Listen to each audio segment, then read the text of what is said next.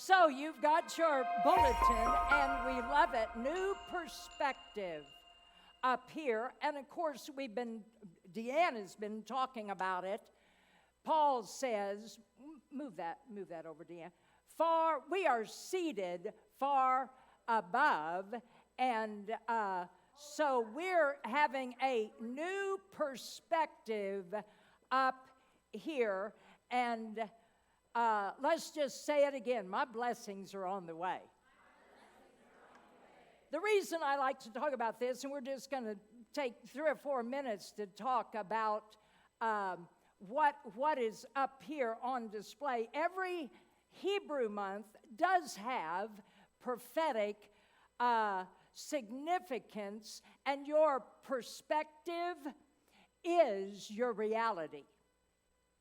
Your perspective, how you perceive something, is your reality. And Deanne, I thought about this. Yeah, listen, I was raised in church. We were in church Sunday morning and Sunday night for training union. That'll let you know what church I was raised in.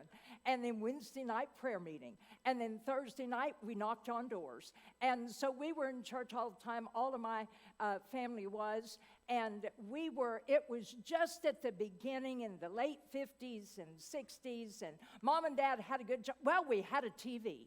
And you know, we watched in the evening, what is it, Father Knows Best and all of those wonderful shows. But on Sunday afternoon, and my mom would gather all of us around on Sunday afternoon after church, and we had fried chicken and mashed potatoes every Sunday. And then she would turn on the TV, and it would be the Alfred Hitchcock hour. And for those of you who are a little bit older, you would know that Alfred Hitchcock would have what was called scary movies. And so I'm thinking about perspective and how it is your reality. And so we watched this one over and over and over. There was a whole bunch of movies, and it was about a werewolf. And when the full moon would come out, just like it's out right now, and the full moon would come out, and then here would come the werewolf, and he would get you. And we just loved, now opposed to Deanne's fear, we loved being afraid. And we just loved it when the werewolf came out. And there was the full moon. And then the moon was over. And then the person went back to north. Maybe you could write a song about that. And so we made it through all of that. And so it was several years ago. We didn't have this building. We had a little church in town. Where the name of it was the Gateway Prayer House. And we didn't have a Sunday morning service. We just had Thursday night. So it was a Thursday night. Deanne was gone. And so I lived out in the country, and I was driving home, and I came up over like a little hill after I crossed the river. And there at the top of the hill was the biggest full moon you have ever seen. And all of a sudden, the werewolf comes out at the full moon. And I kept thinking about it, and I kept thinking about it, and I kept thinking about it. And by the time I got to my house out in the country by the river with a bunch of woods behind the house, I knew that if I got out of my car, now I'm not kidding, I'm a complete born-again, spirit-filled adult driving home, but I knew I couldn't get out of that car. I'm not exaggerating. So I knew that one of these men that were at church, I could call him. So I called him. I said, "Hey, what are you doing?"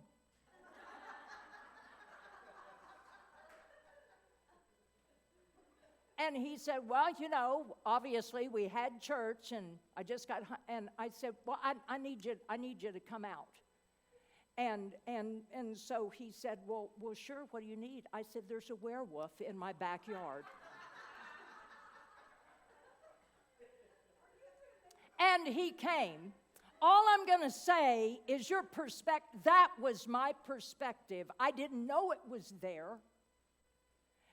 And it was influenced by what I see.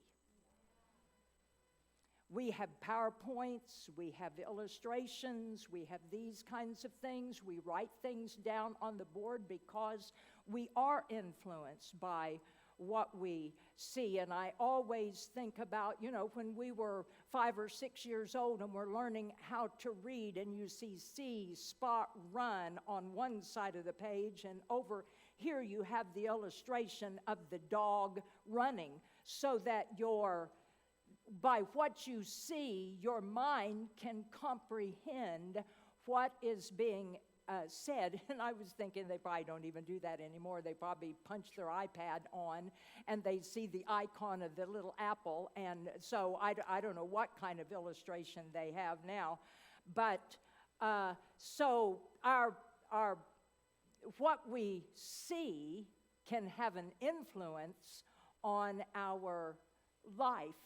And so in the prophetic picture of Shavuot is we have a water well. Obviously, it's running, it's flowing with water. And the reason is because the constellation that's connected with this Hebrew month is Aquarius, which means water carrier. So whatever we do, let's just go and sit under the water of the Word, or carry the water of the Word to somebody else. Let's be washed with the water of the Word. The tribe is Asher, and this is where we get our blessings are on the way. The blessings and the prophetic word that was given to that tribe was pleasure and happiness and favor and security and joy.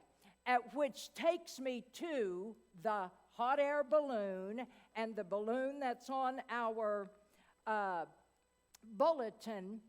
On my, Deanne, you don't know this because it just happened, but on my refrigerator, I have these pictures of all my nieces and nephews. In fact, Deanne, when she walks in my house, she calls it a shrine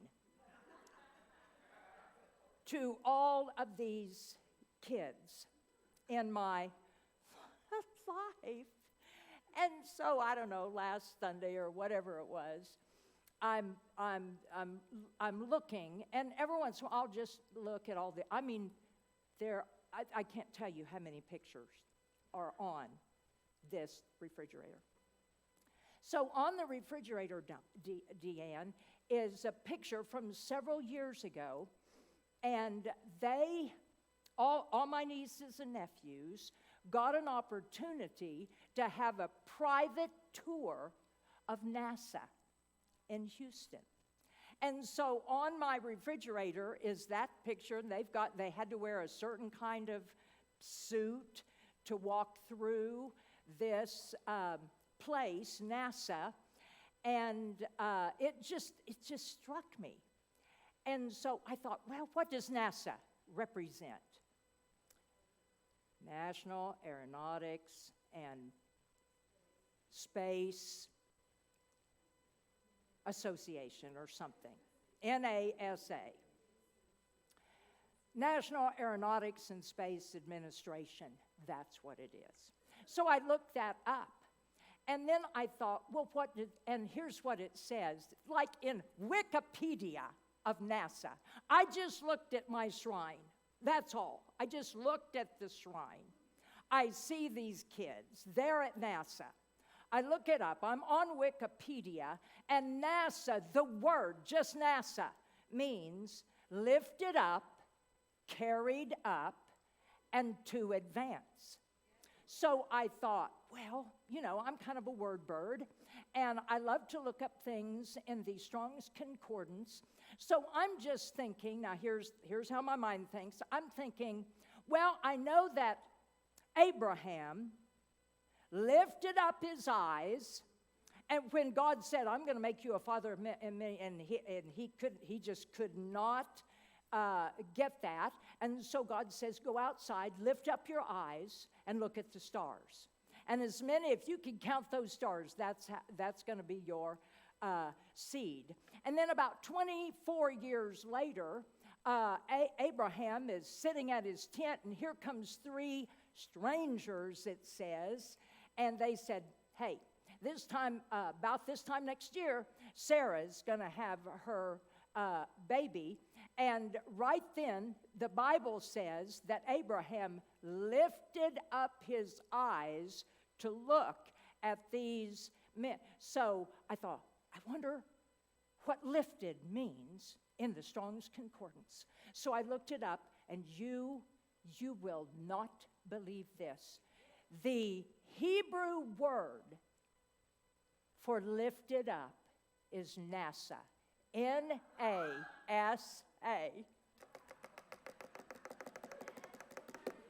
He lifted up his eyes. It means to advance. It means I'm going on up. So that's what that represents. And then every Hebrew month has a color to it that represents the color that was on the breastplate of the priest. And this month, it's some of our very favorite colors is lime green and yellow. And so let's say this, my blessings are on the way. My blessings are and I'm going to keep looking up. I'm going to be lifted up. I'm going to advance. I'm going to move forward. I'm going to get a new perspective because it is my reality. So whatever is bothering you right now, just look at it differently and look at it from above.